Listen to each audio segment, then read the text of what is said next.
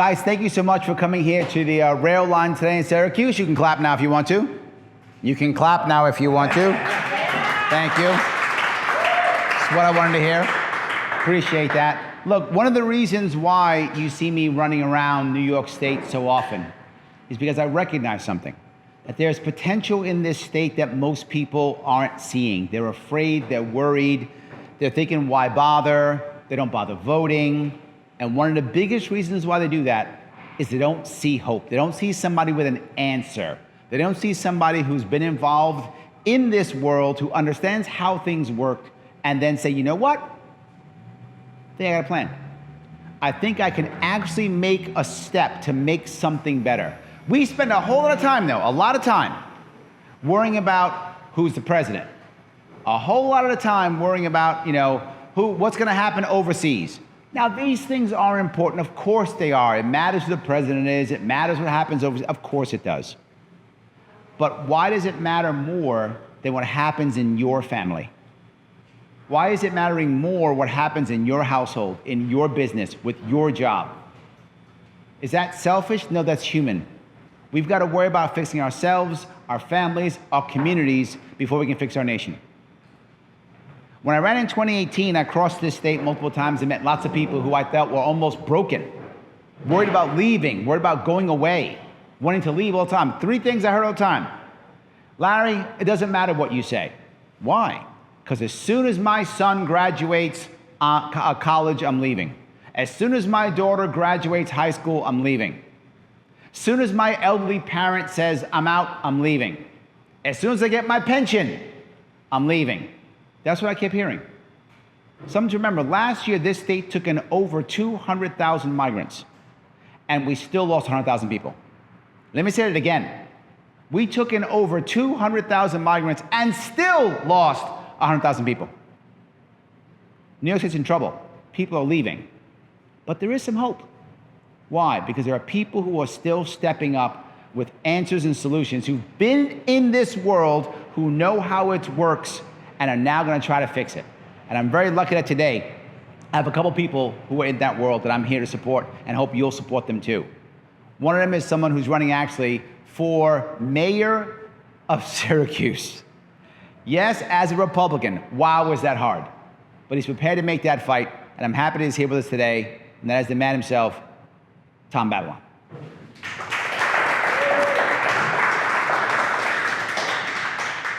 Mike, thank you. Thank you, Larry. Thank you for that nice introduction, Larry. I know how to do this. That work? All right. Might look weird. So I see some new people here that I do not know. My name is Tom Babilon. I'm an attorney. I've been practicing law for 23 years now. For 10 of those years, I worked as an assistant corporation counsel at the city of Syracuse. So why do I want to be mayor? I saw some of the craziest, worst things at the city of Syracuse as an attorney, and I'm one employee out of hundreds. I was there, and we would see things like, I'd get a call from the mayor's office, don't collect that money from that person because I know who that is. We're not going to collect this money from this person. We're going to give this to that person. I'm not talking about a couple dollars, or I'm talking about over $1 million. And that's just be one person. If you multiply that by all the employees of the city of Syracuse, who knows how much money that is? So I know I don't have a lot of time tonight, but one of the things I really wanted to talk about is small business and how badly the city of Syracuse has treated small business for as long as I can remember. For a couple of years at the city, I ran the housing division, and it was my obligation to prosecute zoning violations and business ordinance violations. And I would get some of the cases like you wouldn't believe. Like, why are we prosecuting this case? It's unbelievable. One particular case that hurt me very deeply is there was a mechanic shop, and this mechanic shop had been there for 50 years, nonstop. They historically had closed at 5 o'clock at night. They started operating to 7 o'clock at night. Zoning came in, codes came in. They said, you can't stay up until 7 o'clock. And the guy's like, why not? I hired another mechanic. I'm busy. I need to stay open a couple hours. They said, well, your property is not zoned for a mechanic shop. You're grandfathered in. And us as a city, we interpret that grandfathering as to mean your hours as well. So if you're going to stay open 2 extra hours a day, we're taking you to court. And I got that case.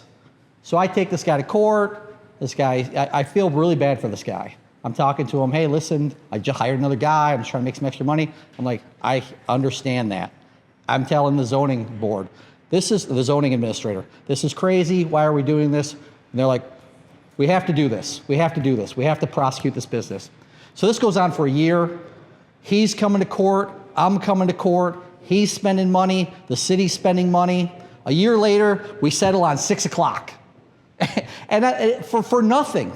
The city's losing money. We take part of the sales tax. City's losing money in sales tax. His employees losing money from not working. It's ridiculous. It's ridiculous. And this is like one of hundreds of stories that I've heard. Another story that is very close to me is a friend of mine owns a pizzeria. He owns a chain of pizzerias in Syracuse. He bought an operating pizzeria and he shut it down and he did $100,000 worth of renovations. 6 months it was closed. He opened it back up, got all his permits, everything he needed from the city, opened it back up. No, zoning's knocking at his door again. Another grandfathering issue. Well, hey, you were closed for, this is not zoned for a pizzeria. We know it was operating as a pizzeria for decades, but it's not legally zoned for that. And mind you, the city told him none of that when he came in and applied for building permits. And they said, you're grandfathered because you closed down and put 100 grand into renovations, you lost your grandfathering. So you now have to apply for a variance from the zoning board. So he goes in, thank God he gets his variance. But the shop is closed for 3 months, his employees are not working for 3 months, and the city misses out on 3 months worth of sales tax. Why do we do this? Why do we interpret ordinances that do not benefit the business? They don't benefit the city. It amounts to total harassment. And the mayor of the city is doing this right now. Just 2 weeks ago, the mayor reinterpreted a 50-year-old ordinance that requires a permit for live entertainment. So you want to have a band, you want to have one person playing the guitar in the corner, you want to have a DJ, you're supposed to get this entertainment permit. Apply for it 2 weeks prior to the show. It's going to cost you $250, and you have to apply for it every time you have a show. This ordinance has been on the books for 50 years, and it's never been interpreted this way. It's always been interpreted, you get once a year annually, we do our inspection, you're good to go. Why is the mayor doing this? I couldn't tell you. It serves no purpose other than to harass the small business owner. I worked in a nightclub. I worked in a large nightclub in Orlando, Florida. Let me tell you how it works in a real city. You get your permit, codes comes in, fire department comes in, police come in, they inspect everything. You're good to go. As part of that permit, we can come in anytime that you have a show, do an inspection with fire and police, and if you don't pass the inspection, you're not having your show. So it's to the bar owner's benefit to always be in compliance. Where I worked, and the fire came quite frequently, if they came and they shut us down, we're going to lose tens of thousands of dollars in one night. So it's in their benefit to always be in compliance. Whereas, you know, it does nothing but to harass these small business owners, and it drives me insane. So what we will do when I become mayor is on day one, we're going to go through every fee, every ordinance, every regulation, every permit, and we're getting rid of every single one of them that's burdensome on small business, that's repetitive of requirements that are required in the state, or that's unnecessary. And we're going to do that on day one. And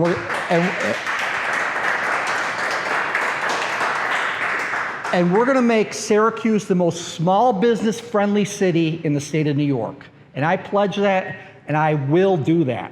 No one else is going to do that. Wow. Whoa. They're setting off fireworks for me. So, I don't know, I don't want to take up too much of your time. I could really talk. Usually I give a speech and it's like a half an hour, so I don't want to do that. But what I want to say is we've got a great chance at winning this year, all right? There's always going to be less than 20,000 people that are going to vote in an election for the city of Syracuse. Walsh won with 13,000 votes and 12,000 votes, okay? We have 9,000 registered Republicans in the city of Syracuse.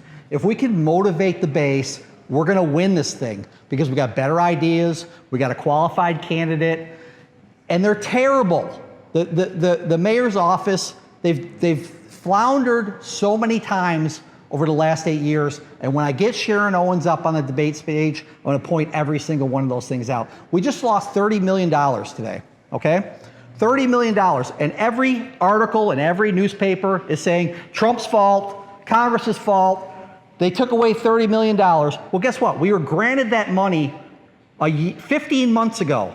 15 months. And the only money that got pulled from the bill was money that was not previously dispersed. So why wasn't that money dispersed from 13 months ago?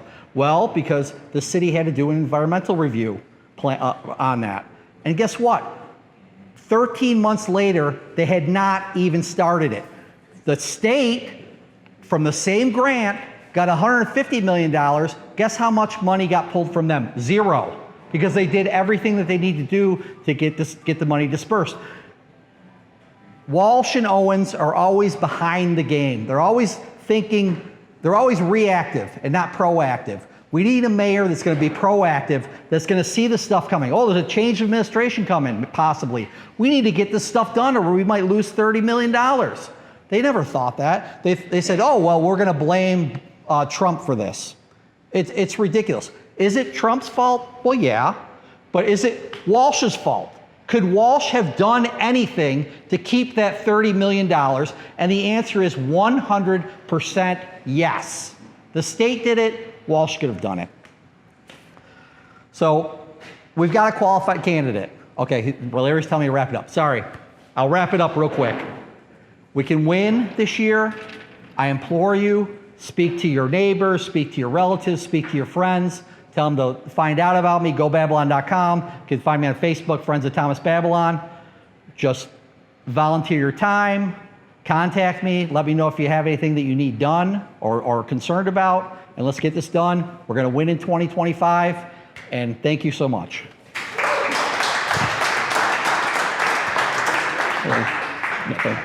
Oh, sorry, that might come back, sorry.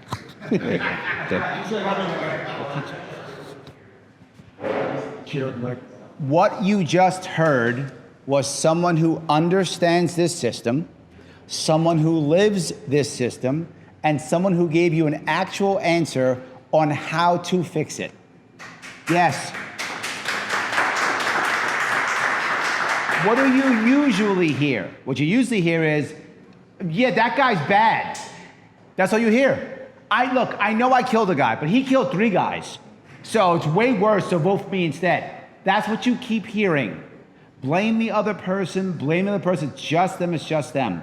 What you just heard was Tom come in and say, here is what's important, one thing, fixing this. Here is how I can fix it. Here's how I will fix it. I understand it's a problem and I can fix it. You don't hear that, but you're hearing it today. So I'm gonna say thank you guys. Tom, thank you so much for coming today, really, thank you so much.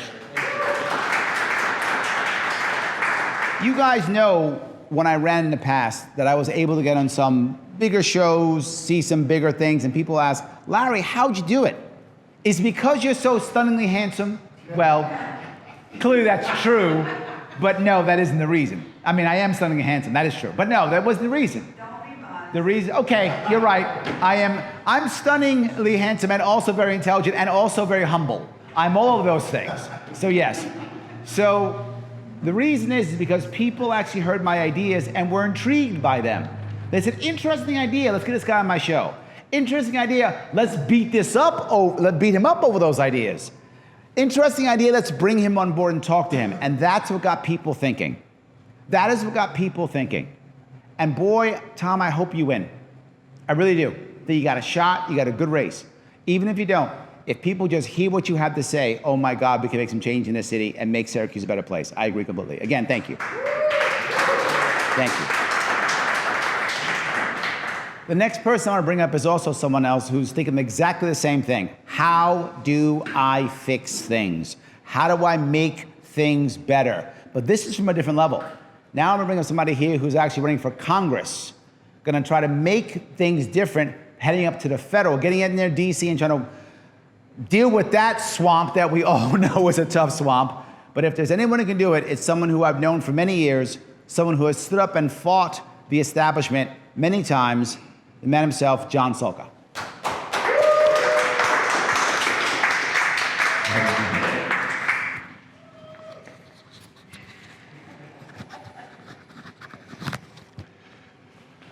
Okay, we're on. My name's John Sulka, and I'm running for the 22nd Congressional District. Now, when I decided to run for the 22nd Congressional District, it wasn't a decision that I took lightly. This is a big, big job. This is a big bite to chew on. But I look at it this way. If we don't do it, who will? If we don't make the changes, who will? You know, over the past 25 years of public office, and I've spoken to many, many groups, I like to have a story that I think is relevant to me and to the people that I'm talking to. You know, when I was a young man, grew up in a single-parent home, and went to a Catholic school and had nuns kind of taking the place of my father to keep me in line, and believe me, they knew how to do it. Things were okay. When I left that and I went to a public school, not quite so much monitoring of my behavior. So, to make a long story short, I got myself in a world of trouble. Cops bringing me home, things happening to me that just about drove my mother crazy.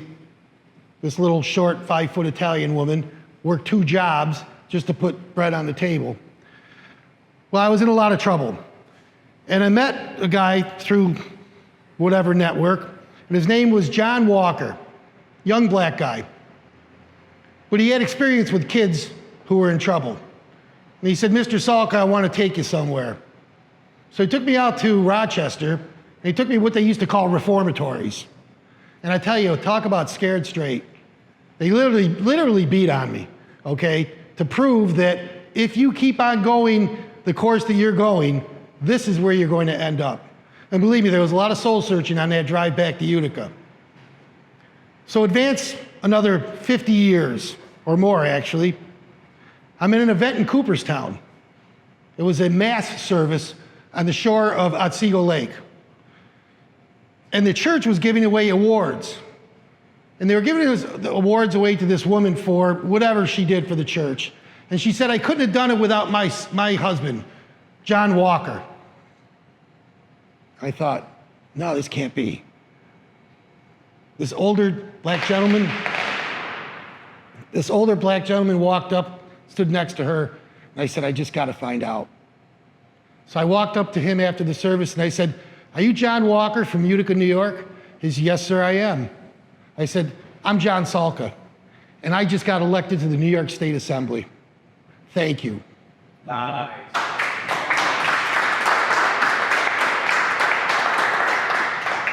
The point I'm trying to make here is here was a gentleman who made a big, big difference in my life because he cared. And this is what I plan on doing and continue to do in political office, is to show I care. Because we can make differences in people's lives individually, we can make differences in people's lives collectively, as a group, but we have to make those changes. We have to affect people's lives. You know, when I was in the New York State Assembly and I'm sitting there in this incredible chambers, very historic, I mean, power seeping from the walls, and I thought, wow, a kid from Cornhill made it to this great chamber. And when he presses that yes or no button, he's going to be affecting millions and millions of people's lives. What an awesome responsibility. What an awesome honor. What an awesome privilege to be able to make changes in people's lives that you might not have been able to do. This is why I look at public office as something that is basically that, public but service.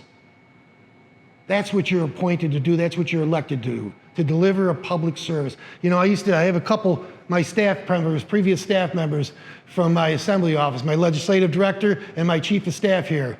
And these guys used to hear it till they were sick of hearing it. And I always used to say, I don't sign your paycheck. Your paycheck is signed by the taxpayers of the state of New York because that's who you serve.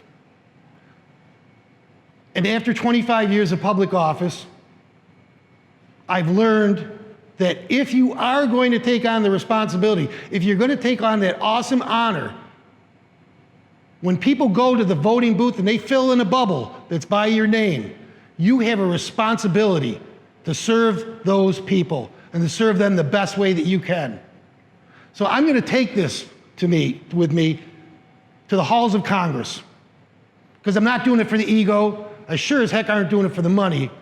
But I know that this is something that I feel compelled to do, because it's so important now that we return integrity, compassion, and honor to our elected offices. People have lost so much faith in our politicians. I believe Congress's popularity rating is in the single digits. How can we run a republic when we have such a low amount of trust in the people that are making such critical decisions that affect our daily lives? We can't, ladies and gentlemen, we simply can't. Just like what happened to medicine during COVID, people have lost trust. We need to reinstill that trust in people's minds and in people's hearts and their daily lives. And that's what I plan on doing. We're already developing what I'm pretty impressed with, a platform that addresses healthcare, education, energy, infrastructure, foreign policy. We're going to hit the ground running. Yes. Yes. There's no doubt about it, we've got a tough job ahead of us. We know what the demographics are. We know what the odds are. But I'll tell you something. I ran for the assembly and I won on the third time. And I won out of 44,000 votes. I won by 485 votes because I was persistent, I wouldn't give up, and I stayed focused on what we needed to do. What we needed to do for our constituents, what we needed to do for our communities. And that's the same kind of focus I have now in my run for Congress. Yeah, there's going to be bumps, there's going to be obstacles, there's going to be challenges, but there's also going to be accomplishments. Because regardless of what we do, win or lose, the message that we carry about reinstilling faith that the people have in government, making sure that those people do vote, that we give them the enthusiasm and the will to vote, the desire to vote, saying, you know what, I really like what that guy says. I can identify, I can empathize. I think that guy can help me. I think I'm going to vote for him. And that's the message we have to bring, is we are worth the vote, we'll earn the vote, and we'll respect the vote. So with that being said, I invite everybody to help us on our campaign. It's a work in progress. I'm having a great time at it. I'm having a lot of fun. I really am. Because... Do you have any questions about, any questions for John? Anybody have a question or a comment that I have to bring up? Asking about what John's trying to achieve, anything like that? Yes, sir. What would you do to address after the budget is just passed? What would you go if you were the Congress right now? What would I be voting on, or how would I have voted? How would I have voted? Yes. Well, I look at it this way. It's taken years and years and years for us to get into the mess that we're in. And the problem with again, it's not a problem, it's an observation. Americans like a quick fix. They like instant gratification. Okay, they want results like that. We have taken years to get into the trouble that we're in, and we're in big trouble. We are in unsustainability categories right now, with a lot in respect to a lot of things to do with government. I probably would have voted for it because, in fact, I would have voted for it because at this point, it's our best option to get ourselves out of the fix that we're in. Now, that doesn't mean that there'll be other options made within the next several months, maybe the next year, but I firmly believe that if we don't start to fix it now, and I'll play a little political here. The Democrats don't have a damn thing that they've come up with that can help us out. My potential opponent, of course, I still have to be nominated to this job by the respective committees, but my opponent has said nothing, has come up with nothing, except Trump bashing and photo ops. Okay, and we call them rooftop rants, all right? Whereas when we hit the ground running, when we finally get our webpage all together, we're working again, it's a work in progress, salka4congress.com, we're gonna have a platform stated that people are gonna say, hey, you know what? That's not a bad idea.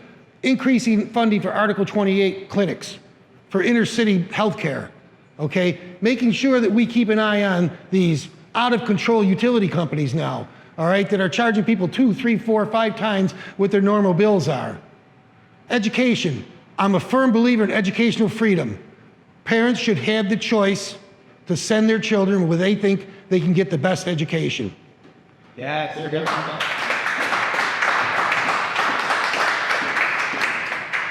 So, you know, I had somebody, and I'll wrap up soon.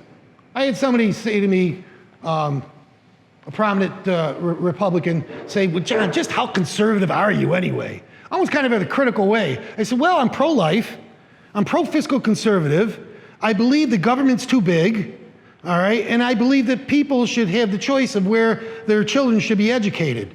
So if that's being too conservative, call me too conservative. But I think it's all about freedom. I think it's all about the right to make the decisions for your own determination and for you and your family. Less government, more choices, more ability to be able to keep that money in your pocket. And those are the things that I'm going to work hard for. You know, I only make one promise, and I'll end with this.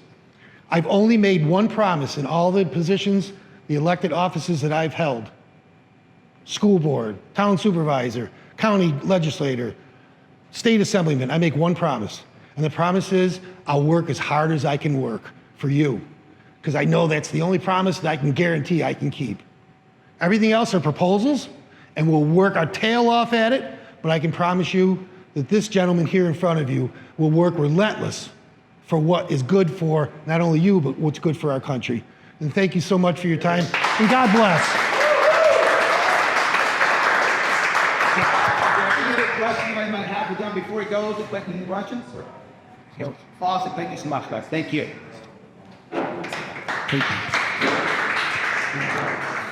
Guys, I want to make sure we understand one thing, what's very important here. I know you liked all the things you heard because you were clapping. I get it. I love it. It's great. And ideas are amazing. They're important. But there's a second piece to this, which is how the actual game is played. It isn't just about ideas. It's also about cash. These guys need money to move forward, to get things done. They need things like Facebook ads. They need cool websites put up. They need palm cards. They need people to come out and help them out. They need these things. They need cash and need volunteers. I'm going to ask you to go to these guys right now. And if you can, if you're watching this, if you're here live, whatever it might be, if you've got more cash than time, give them cash. You got more time than cash, give them time. Whatever you got more of, give them something because they could use it. They need people to knock on doors. They need people to help out. They need sign waivers, the whole deal. Every little bit counts. You might say, but Larry, does it really matter that much? I see it. Does it really matter? It does. These guys are independent thinkers. If they're independent thinkers, it's not just other guy bad. Independent thinkers need you to get out there and show people they're independent thinkers. They need help. I hope you help. Thank you for coming. Thank you guys for watching. Have a great night.